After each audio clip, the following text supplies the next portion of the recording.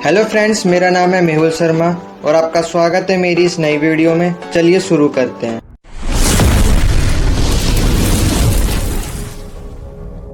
दोस्तों, पिछली की वीडियो में हमने 4 इंपॉर्टेंट क्वेश्चन पढ़ लिए थे। अब हम आगे के और 4 क्वेश्चन पढ़ने वाले हैं। तो अगर आप पहली बार आए तो जल्दी से चैनल को सब्सक्राइब कर दीजिए और वीडियो को लाइक कर दीजिए। और अगर आपको इसकी पीडीएफ चाहिए तो आपको मेरे टेलीग्राम चैनल पे मिल जाएगी और टेलीग्राम का लिंक डिस्क्रिप्शन में दिया हुआ है। अब देखिए, हमारा अगला क्वेश्चन था, दिल्ली सल्तनत काल के दौरान चिश्ती संतों पर एक संक्षिप्त निबंध लिखें। अब देखिए, जब दिल्ली सल्तनत काल चल रहा था तो तब जो चिश्ती संत थे ना, उनका काफी ज्यादा प्रभाव था लोगों पर। और इन संतों ने ना आध्यात्मिक और समावेशी लोकचार को बढ़ावा देने में एक महत्वपूर्ण भूमिका निभाई। और देखिए, जो चिश्ती संप्रदाय है ये मध्य एशिया में उत्पन्न हुआ था और ये ख्वाजा मोइनुद्दीन के द्वारा इसको स्थापित किया गया था। तो देखिए, जो ख्वाजा चिश्ती थे ना, इन्होंने इस संप्रदाय की स्थापना करी। और इस जो संप्रदाय था, इसका जो मकसद था यानी जो एम था, वो था प्रेम, सादगी और जो परमात्मा के साथ जो सीधा जुड़ाव है ना, उस पर जोर देना। यानी ये जो संत थे ना, लोगों को अध्यात्म के रास्ते पे ले जाते थे। तो उस टाइम पे जब सुल्तानों का राज था, तो उस टाइम पे ना इनका काफी ज्यादा प्रभाव था लोगों पर।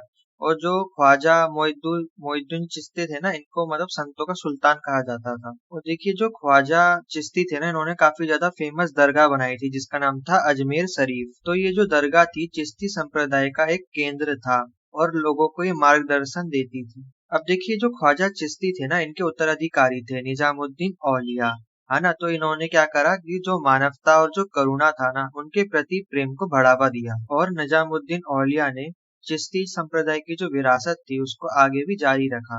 और अगर दिल्ली से हैं तो आपको पता होगा, दिल्ली के अंदर एक जगह है हजरत निजामुद्दीन, है ना। तो वहाँ पे जो उनका जो शहर का नाम है ना, इन्हीं के नाम पर पड़ा है। और देखिए, चिश्ती संप्रदाय के जो संत थे, उन्होंने विभिन्न प्रकार के जो धार्मिक और सामाजिक समूह थे, उनके बीच में जो कम्युनिकेशन गैप था ना, तो उन्होंने उस कम्युनिकेशन गैप को खत्म करा था, यानी खत्म करने में हेल्प करी थी। एक तरीके से एक पुल का निर्माण करा था जिसकी मदद से जो अलग अलग धर्म के लोग हैं वो आपस में संवाद कर सकते थे आसानी से। और देखिए, जो चिश्ती संत थे, उनकी जो शिक्षाएं थी वो संप्रदाय विभाजनों से परे थी। यानी मतलब ये ऐसी शिक्षाएं थी इनकी, मतलब ये एकता वाली थी, मतलब भाईचारे की भावना को प्रमोट करते थे। और ये बोलते थे कि आपस में हमें नहीं लड़ना चाहिए, है ना, साथ मिलकर रहना चाहिए। और देखिए, इन संतों की जो जीवन शैली हुआ करती थी वो काफी कठोर हुआ करती थी और इन्होंने पूरे जीवन मानवता के लिए ही समर्पित कर रखा था। तो ये मानवता की सेवा करते थे और उनको आध्यात्मिक ज्ञान की तरफ ले जाते थे। और जैसे कि आपको पता ही है कि जो दिल्ली सल्तनत थे, उनके जो शासक हुआ करते थे वो ज्यादातर इस्लामिक शासक थे, यानी मुसलमान शासक थे। और वो काफी ज्यादा मतलब हिंदुस्तान में मंदिरों को तोड़ते थे, है ना, जजिया वगैरह का कर लगाया करते थे, है ना। जो मतलब जो नॉन मुस्लिम हुआ करते थे उनसे टैक्स वसूल किया करते थे। तो मतलब काफी असंतुलन बनाए रखा था ना। तो जो संत हुआ करते थे, ये चिश्ती संत, इन्होंने मतलब एक टाइप से बैलेंस मेंटेन करके रखा हुआ था। जो राजनीतिक अशांति फैली हुई थी ना दिल्ली सल्तनत की वजह से, तो उनको संतुलन करने में ही चिश्ती संतों ने अपना योगदान दिया। ये इन्होंने मानवता को प्रमोट करा और इन्होंने भाईचारे को भी प्रमोट करा। और ये साथ मिलकर एक साथ रहने में और आगे बढ़ने में विश्वास रखते थे। अब आपका अगला क्वेश्चन है, कुतुब परिसर के विशेष संदर्भ में 13वीं शताब्दी के दौरान भारत इस्लामिक वास्तुकला के विकास पर चर्चा करें। तो आपको कुतुब कॉम्प्लेक्स के बारे में बताना है और जो भारत और इस्लामिक वास्तुकला उसके बारे में चर्चा करनी की 13वीं शताब्दी में वो कैसे प्रोग्रेस में थी, है ना। और कुतुब परिसर क्या है, जो कुतुब मीनार है ना, और उसके आसपास की जो मस्जिदें बनी हुई है और जो एक दरवाजा बना हुआ है जिसे इलाई दरवाजा बोलते हैं, तो उसके बारे में बताना है कि वो कैसे कैसे बना, है ना। तो देखिए, 13th सेंचुरी में जो इंडो इस्लामिक वास्तुकला है उसमें काफी ज्यादा विस्तार हुआ था। तो इस सेंचुरी में क्या हुआ था कि जो इस्लामिक जो तत्व थे उनकी ना एक अलग ही आर्किटेक्चर हुआ करता था। अगर आप सऊदी अरब में जाकर अगर वहाँ की जो मस्जिदें देखेंगे, उनका मतलब एक अलग ही मतलब टाइप की शैली हुआ करती थी, कोई भी आर्किटेक्चर बनाना, आर्ट और आर्किटेक्चर। और वहीं अगर आप भारत में देखेंगे तो भारत का अलग आर्ट और आर्किटेक्चर था। तो 13th सेंचुरी में क्या हुआ कि इस्लामिक और जो इंडिया की जो सारी जो वास्तुकला थी ना, वो आपस में मिक्स हो गई थी और फिर एक नई वास्तुकला बनकर आई जिसे एंडो और इस्लामिक वास्तुकला कहा गया। मतलब दोनों का एक मिश्रित रूप देखने को मिला। यानी आज के टाइम पे आप जितने भी मॉन्यूमेंट्स देखते हैं, चाहे कुतुब मीनार हो गया, है ना, और ताजमहल हो गया, जितने भी मतलब ऐसे जो मॉन्यूमेंट्स बनाए गए थे, तो इनमें दोनों जो आर्ट और आर्किटेक्चर है, दोनों का मिश्रण देखने को मिलता है। अब देखिए, कुतुब मीनार इस मामले में थोड़ा ज्यादा खास है क्योंकि कुतुब मीनार में दोनों मतलब आर्किटेक्चर देखने को मिलता है, हिंदू और इस्लामिक दोनों जो आर्ट है ना, दोनों वास्तुकला का जो एक मिश्रण है वो देखने को मिलता है कुतुब मीनार में। तो देखिए, कुतुब जो कॉम्प्लेक्स है उसका जो निर्माण है वो 1199 में कुतुबुद्दीन ऐबक के द्वारा शुरू करवाया जाता है। सबसे पहले इसको जानिए कि ये शुरू क्यों करवाता है। तो देखिए जो इसका जो मतलब मालिक हुआ करता था मोहम्मद गौरी है ना, मोहम्मद गौरी के मर जाने के बाद इसका जो दास होता ना कुतुबुद्दीन ऐबक, ये राजा बन जाता है, मतलब पहला सुल्तान बन जाता है स्लेव डायनेस्टी का, है ना। यहीं से दिल्ली सल्तनत स्टार्ट होती है। तो इसका जो मतलब जो मालिक था, जो मोहम्मद गौरी था, वो पृथ्वीराज चौहान को हरा देता है ना। दो युद्ध होते हैं, एक तराइन का युद्ध होता है ना, दो बार होता है। पहले में तो पृथ्वीराज जीत जाता है, लेकिन जब दूसरा वाला जो युद्ध होता है उसमें मोहम्मद गौरी पृथ्वीराज को हरा देता है। तो जब वो हरा देता है ना, तो इसी को जीत के जश्न में जो कुतुबुद्दीन ऐबक है इस मीनार का निर्माण करवाता है। इसलिए ना कुतुब मीनार को विजय की मीनार भी कहा जाता है, क्योंकि जब मोहम्मद गौरी जीत गया था ना, उसने विजय पा ली थी, इसकी मतलब खुशी में ही कुतुब मीनार बनाया गया था, इसलिए इसे विजय का टावर भी बोला जाता है। अब देखिए जो कुतुब मीनार की हाइट है वो है 73 मीटर। और अगर आप कुतुब मीनार को ध्यान से देखेंगे तो उस पे शिलालेख लिखे हुए हैं अरबी में, जो उस टाइम पे कुतुबुद्दीन ऐबक में लिखवाए थे। और देखिए जो मीनार है ना, वो फारसी वास्तुकला के प्रभाव को भी दर्शाती है, यानी उसको बनाने का जो तरीका है उसमें फारसी जो वास्तुकला है वो झलकती है। और जैसे कि आप इमेज को भी देख सकते हैं, आपको एक कुतुब मीनार की इमेज दिख रही होगी और इसमें आप देख सकते हैं कि आपको शिलालेख देखने को मिल रहा है। और वहीं पर अगर आप दूसरी इमेज देख रहे हैं तो ये जाम मीनार है, ये है अफगानिस्तान में। तो देखिए इसलिए आप देखिए सेम सेम लग रही है दोनों मीनारें, है ना। इसलिए कुतुब जो मीनार है ना उसमें आपको फारसी वास्तुकला देखने को मिल रहा है ना, क्योंकि ये जाम मीनार से रिलेटेड है ना, सिमिलर है। और देखिए जो जाम मीनार था इसे घुरिद राजवंश के द्वारा यहाँ पे लाया गया था, है ना। इसे बनाया नहीं गया था, इसको मतलब पहले बनाया गया था और फिर उसको यहाँ पे लाके लगाया गया था, ठीक। पर कुतुब मीनार को लाया नहीं गया था, उसको वहीं पर कंस्ट्रक्ट करके बनाया गया था। और इसकी हाइट ना कुतुब मीनार से कम है, इसकी हाइट जो है 65 मीटर है और जो कुतुब मीनार की हाइट है वो 73 मीटर है। अब ये तो होगी कुतुब मीनार की बात, अब हम इसके परिसर के बारे में जानेंगे। तो देखिए कुतुब मीनार के परिसर में कुतुब उल इस्लाम मस्जिद स्थित है। आप इमेज में भी इसकी फोटो देख सकते हैं, इमेज के माध्यम से समझेंगे तो आपको जल्दी समझ आएगा। और देखिए ये जो मस्जिद है इसमें आपको इंडो इस्लामिक वास्तुकला देखने को मिलेगा, और ये इस टाइप का पहला उदाहरण है। फिर इसी के बाद सारी जो इंडो इस्लामिक वास्तुकलाएं बनाई गई, ये सबसे पहला उदाहरण है इस वास्तुकला का। अब देखिए जो कुतुब मीनार बनाया गया था ना, तो उसको बनाने के लिए जो मलबा लाया गया था, जब 27 हिंदू और जैन मंदिर तोड़े गए थे, उनका जो मलबा बचा हुआ था उनसे ये कुतुब मीनार बनाया गया था। तो जो ये मस्जिद है ना, इसकी जो स्तंभ है उसमें हिंदू मंदिर की जो स्तंभ है वो शामिल है, इसलिए ये इंडो इस्लामिक वास्तुकला इसमें झलकने को मिलती है। क्योंकि इसमें आपको इंडियन जो आर्ट है वो भी दिख जाएगा, क्योंकि जो मंदिर है उन्हीं को तोड़ के इसमें जो अवशेष है वो लगाए गए थे। फिर इस्लामिक आर्किटेक्चर देखने को मिलेगा, तो दोनों इसमें मिश्रण है। और आप इमेज को भी देख सकते हैं कैसे जो मूर्तियां उनको तोड़ा गया है और जो मंदिर के स्तंभ है उसको मस्जिद के स्तंभ में लगाया गया है। और देखिए आपको मिहराब दिख रहा होगा, मतलब ये प्रार्थना स्थल है जहाँ पे जो इस्लामिक लोग थे वो पूजा करते थे। और धनुषाकार प्रवेश द्वार आपको दिख रहा होगा, तो ये दोनों ही इस्लामिक वास्तुकला को दर्शाते हैं। अब देखिए 14th सेंचुरी की शुरुआत में जब खिलजी वंश आ जाता है, तो जो अलाउद्दीन खिलजी होता है ना, वो अलाई दरवाजा का निर्माण करवाता है। और देखिए जो अलाई दरवाजा है इसमें आपको सुलेख देखने को मिलेंगे, जटिल जो सुलेख है, आप इस इमेज को ध्यान से देखिए, इसमें आपको सुलेख भी दिख जाएंगे और ज्यामितीय पैटर्न भी देखने को मिलेगा। तो ये जो पैटर्न है ये जो इस्लामिक वास्तुकला है उसको प्रदर्शित करता है। तो 13th सेंचुरी यानी इस अवधि के दौरान जो इंडो इस्लामिक वास्तुकला है उसका काफी ज्यादा विकास हुआ। अब आपका अगला क्वेश्चन है, आपके अध्ययन काल में विदेशी व्यापार में भारतीय व्यापारियों की क्या स्थिति थी। अब देखिए इसमें मेनली गुजरात की बात की जा रही है, क्योंकि उस टाइम पे गुजरात क्या समुद्र से लगा हुआ है, तो वहाँ पे व्यापार का काफी ज्यादा डेवलपमेंट हो चुका था। और फिर आपको बताना है कि उस टाइम पे जो भारत के जो व्यापारी थे उन्होंने कैसे अपने हिस्ट्री में योगदान दिया है। तो देखिए भारतीय व्यापारियों ने विदेशी व्यापार में महत्वपूर्ण भूमिका निभाई, और साथ ही जो वहाँ का क्षेत्र है उसका डेवलपमेंट हो सके, उसकी जो इकोनॉमिक डेवलपमेंट है उसमें भी उन्होंने काफी ज्यादा अपना योगदान दिया। और जैसे कि मैंने आपको बताया कि जो गुजरात है वो जो अरेबियन सी है, यानी जो अरब सागर है उसके किनारे पे है ना, तो इसकी वजह से वो काफी ज्यादा इंपॉर्टेंट एक एरिया हो जाता है। इसी की वजह से वहाँ पे जो व्यापार है उसकी काफी ज्यादा मतलब प्रोग्रेस हुई। जितने भी अरब के देश थे और जो अफ्रीकी देश थे वो वहीं से होकर अपना व्यापार करते थे, गुजरात से होकर। और देखिए जो भारतीय व्यापारी थे ना वो काफी ज्यादा मतलब कुशल थे, है ना, व्यापार करने में। जैसे कि आप गुजराती लोगों तो जानते ही हैं, है ना, वो अगर धंधा चालू करते हैं तो सबका बंद हो जाता है। तो वो क्या करते थे कि उनके पास मतलब अच्छे से मतलब कनेक्टिविटी थी, पूरा एक नेटवर्क उन्होंने बना रखा था। वो आसानी से समुद्री यात्राएं कर लेते, उनके पास बड़ी बड़ी नावें करती थी। उनकी मदद से वो आसानी से उनको मसाला बेचना है, सोना चांदी जो भी उनको कीमती सामान बेचना है, वो आसानी से समुद्र के माध्यम से गुजरात से होते हुए बेच सकते थे।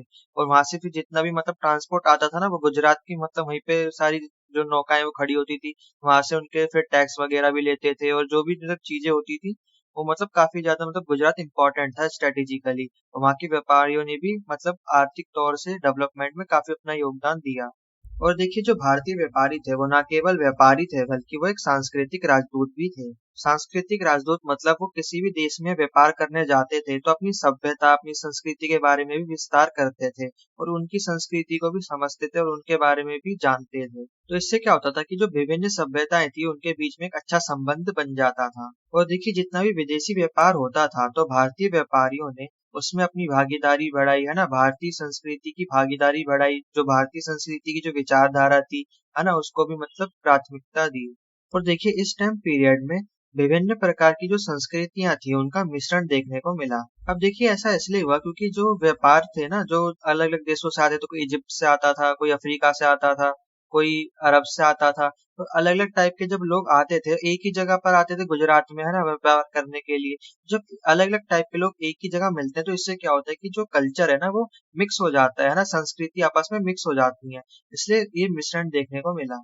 तो इन शॉर्ट, जो गुजराती व्यापारी थे यानी जो भारतीय व्यापारी थे, उन्होंने गुजरात के माध्यम से आर्थिक समृद्धि को हासिल किया, और जितना भी विदेशी व्यापार हो रहा था उसमें जो भारतीय संस्कृति थी उसको भी बढ़ावा दिया, और तो और भारत को हिंद महासागर व्यापार नेटवर्क में एक प्रमुख खिलाड़ी के रूप में स्थापित किया। अब आपको शॉर्ट नोट लिखने को भी आएंगे, इन मतलब चार दे दिए जाएंगे, इनमें से आपको कोई दो शॉर्ट नोट लिखने होते हैं, ठीक है। तो पहला टॉपिक है इलबरी के अंतर्गत चहलगनी। तो देखिए, जो इलबरी है इसका मतलब है स्लेव डायनेस्टी। स्लेव डायनेस्टी को इलबरी डायनेस्टी भी बोला जाता है। और चहलगानी मतलब होता है 40 लोगों का समूह। तो इसमें आपको ये बताना है कि जब स्लेव डायनेस्टी थी तो उसके अंदर जो चहलगानी जो प्रणाली थी जिसमें 40 लोग हुआ करते थे मेन, है ना, और वो डिसीजन लेने में मदद करते थे राजा की।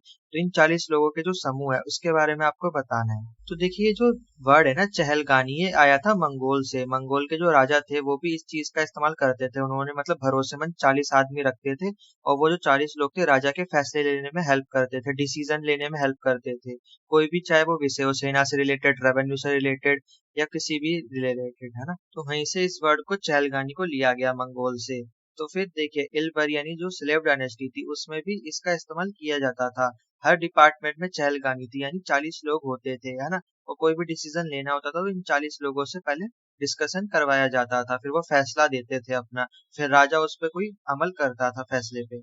और देखिए, ये जो चहलगानी थी ना एक टाइप की विकेंद्रीकरण संचार को दर्शाती थी। विकेंद्रीकरण मतलब डिसेंट्रलाइजेशन।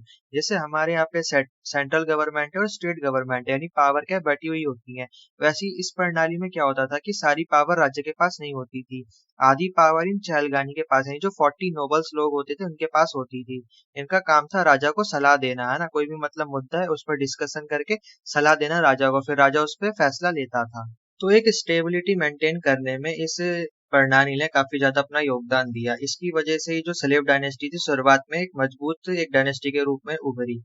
तो चहलगानी यानी जो 40 लोगों का समूह है, जो नोबल लोग होते थे, उन्होंने अपना इलबरी की सफलता में काफी ज्यादा योगदान दिया। अब देखिए, यहाँ पे लिखा है मंगोल साम्राज्य, तो इसको काट के इलबरी साम्राज्य या स्लेव डायनेस्टी कर लेना, क्योंकि ये मतलब मिसप्रिंट हो गया। इसने डायरेक्ट मंगोल के बारे में बताने लग गया।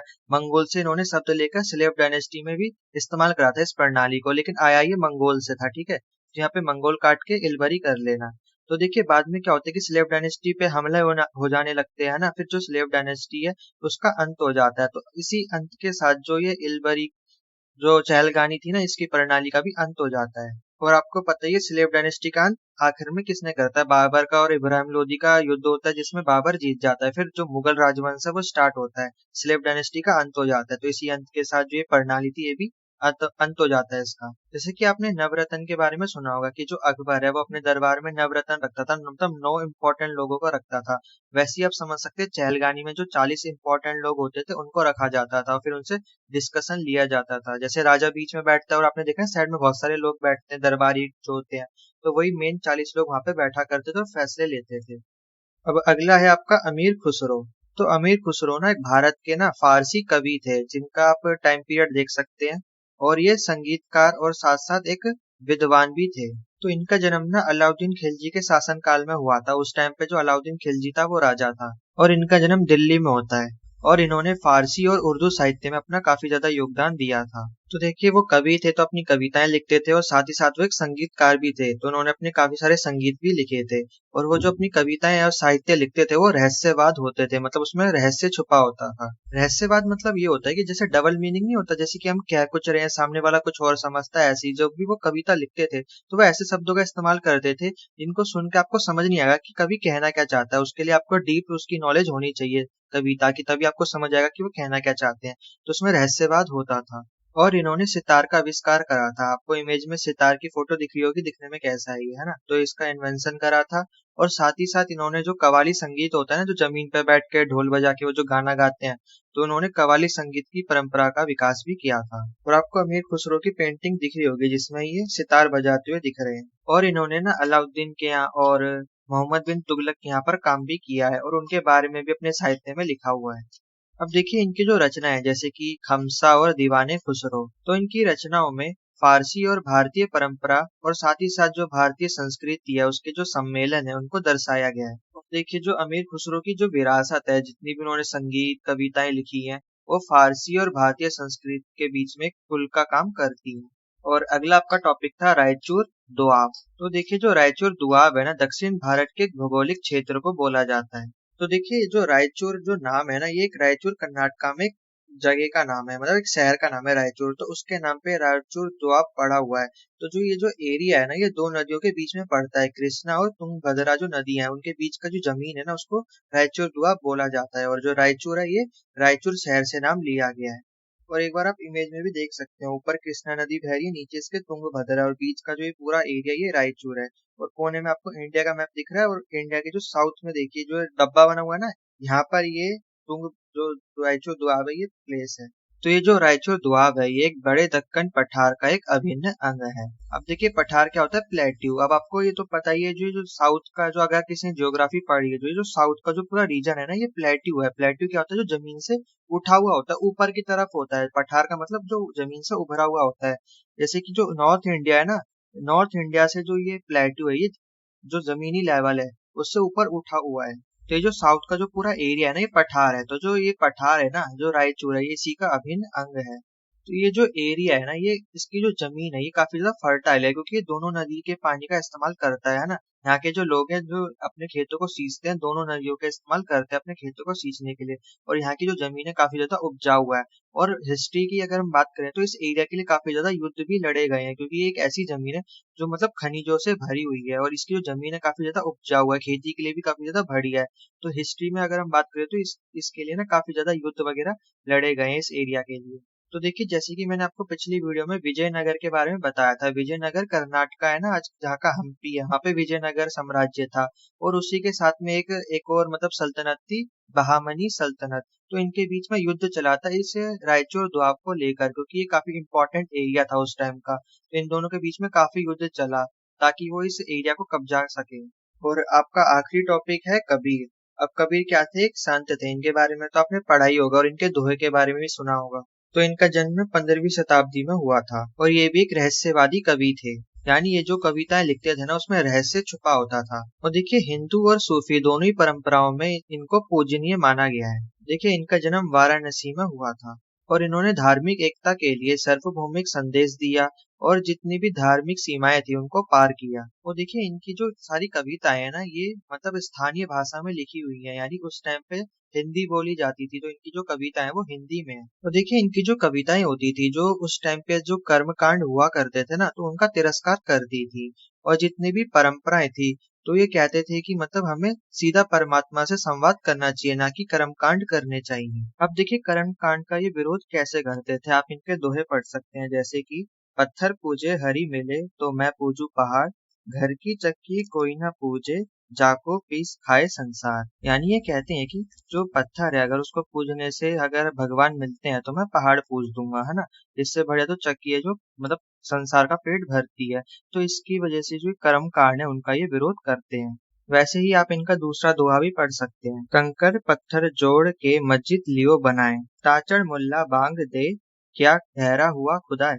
यानी इसमें भी देखिए ये कर्म कांड का विरोध कर रहे हैं कि ये कह रहे हैं कि मस्जिद बनाने की मतलब क्या जरूरत है, और उसमें मतलब जोर जोर से मतलब जो अजान होती है उस चिल्लाने की क्या जरूरत है ना। जो खुदा है वो बहरा थोड़ी ना है। तो ये अपनी कविता और दोहों के माध्यम से जो कर्मकांड हुआ करते थे उनको ये विरोध में थे। ये कहते थे कि हमें भगवान से सीधा संवाद करना चाहिए, है ना, उनका ध्यान करना चाहिए, उनको याद करना चाहिए, और सीधी उनसे जो भी मतलब आपकी मनोकामना है सीधी उनसे मांगनी चाहिए, ना कि मंदिर या मस्जिद में जाके उनके लिए प्रेयर करनी चाहिए ना। आप घर में बैठ के ध्यान कीजिए उनका और उनकी प्रे करिए, और जो भी आपकी मनोकामना है सीधा ही उनसे मांगिए। तो देखिए उनके जितने भी दोहे और उनके जो छंद हुआ करते थे वो सामाजिक मापदंडों को भी चुनौती देते थे। सामाजिक मापदंड जैसे कि जो ऊंच नीच से होती थी, जो कास्टिज्म होता था, उसके ये विरोध में थे, उसके ऊपर भी अपनी कविताएं लिखते थे। और भी कई मापदंड थे जैसे कि जो महिलाएं थी उनको ज्यादा उस टाइम पे आजादी नहीं थी, तो उसके लिए भी ये इन्होंने दोहे लिखे हैं। तो कबीर ने अपने दोहों के माध्यम से और कविताओं के माध्यम से प्रेम, सहिष्णुता और आंतरिक ज्ञान की खोज में जोर दिया। अब देखिए उस टाइम के जितने भी कवि हुआ करते थे वो अपनी कविताओं में काफी हार्ड वर्ड्स का इस्तेमाल करते थे, यानी काफी भारी शब्द हुआ करते थे। लेकिन अगर हम वही इनकी कबीर की कविताएं पढ़े, दोहे पढ़े, तो इनमें काफी सरल भाषा में लिखा हुआ है ना, आपको मतलब पढ़ते ही सब समझ आ जाता है। तो इन्होंने मतलब अपनी सरल कविता के माध्यम से ही, सरल शब्दों के माध्यम से अपना काफी प्रभाव छोड़ दिया था। तो इन्होंने मेनली अपनी भक्ति पर जोर दिया था अपनी कविताओं के माध्यम से, और अपनी दोहों के माध्यम से ये भक्ति पर जोर देते हैं। और इन्होंने जो भक्ति आंदोलन उस टाइम पे चल रहा था तो उसको भी जीवित रखा था, और उसकी अपनी विरासत छोड़ के गए थे भक्ति आंदोलन के विकास के लिए। तो इन्होंने ना भारत के इतिहास पर, जो भारत का जो आध्यात्मिक पृष्ठभूमि है उस पर एक अपना गहरा प्रभाव छोड़ा था। तो अब यहाँ पर ये जो वीडियो ये एंड होती है, हमने अब सारे इंपॉर्टेंट क्वेश्चन देख लिए है ना। आप इसका जो पिछला पार्ट आपने नहीं देखा तो वो देख सकते हैं। तो आई होप आपको अब सारे क्वेश्चन अच्छे से समझ आ गए होंगे, है ना। इमेज के साथ मैंने समझाए तो आपको आ गए होंगे। तो एक बार अच्छे से रिवीजन करके जाइएगा। All the best. तो जल्दी से चैनल को सब्सक्राइब कर दीजिए और वीडियो को लाइक कर दीजिए, और अगर आपको इसकी पीडीएफ चाहिए तो आप मेरे टेलीग्राम चैनल पे ज्वाइन हो सकते हैं और वहां से सारी पीडीएफ ले सकते हैं। और अगर आपको कुछ भी क्वेरी पूछना है मुझसे तो आप मुझे टेलीग्राम पे डायरेक्ट मैसेज कर सकते हैं, ठीक है। तो मैं मिलता हूँ आपको अगली वीडियो में, तब तक के लिए जय हिंद।